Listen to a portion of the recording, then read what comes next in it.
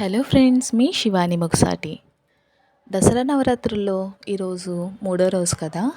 అమ్మవారిని అయితే అన్నపూర్ణాదేవిగా పూజిస్తారండి ఈరోజు. అలానే నైవేద్యం వచ్చేటప్పటికి కొబ్బరన్న నైవేద్యంగా అయితే పెడుతున్నాను. దానికోసం అయితే ఫస్ట్ నేను 2 గ్లాసెస్ రైస్ తీసుకున్నానండి. రైస్ని ప్రిపేర్ చేసుకున్నా. అలానే 2 కొబ్బరికాయలను అయితే తీసుకుని ఇలా ముక్కలు చేసుకున్నాను. నెక్స్ట్ అయితే పోపుల కోసం జీడిపప్పు, శనగపప్పు, అలానే వేరుశెనగ గుడ్లు, జీలకర్ర, ఆవాలు, పచ్చిమిర్చి, ఎండుమిర్చిని కూడా తీసుకున్నాను. రైస్ రెడీ అయిపోయింది కదా. సో ప్రాసెస్లోకి అయితే వెళ్ళిపోదాం. ఫస్ట్ అయితే ఒక దాకా పెట్టుకుని అందులో 3 టేబుల్ స్పూన్ వరకు నేను ఆయిల్ అయితే వేసుకున్నాను పోపులు వేపించడం కోసం. మనం రెడీ చేసి పెట్టుకున్న పోపులన్నిటినీ కూడా ఇలా వేపించుకోవాలి. ఇవన్నీ కూడా మనకి బాగా వేగాలండి. వేగిన తర్వాత ఒక టేబుల్ స్పూన్ సాల్ట్ని అయితే వేసాను. రుచికి తగ్గట్టుగా వేసుకోవాలి.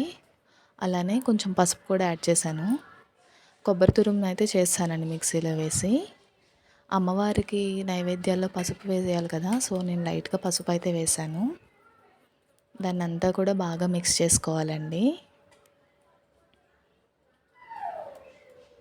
ఈ విధంగా మిక్స్ చేసుకున్న తర్వాత మనకి రైస్ రెడీ అయిపోయింది కదా. ఈ రైస్ని కూడా అందులో వేసి బాగా కలుపుకోవాలి, అన్నంకి పట్టేటట్టు.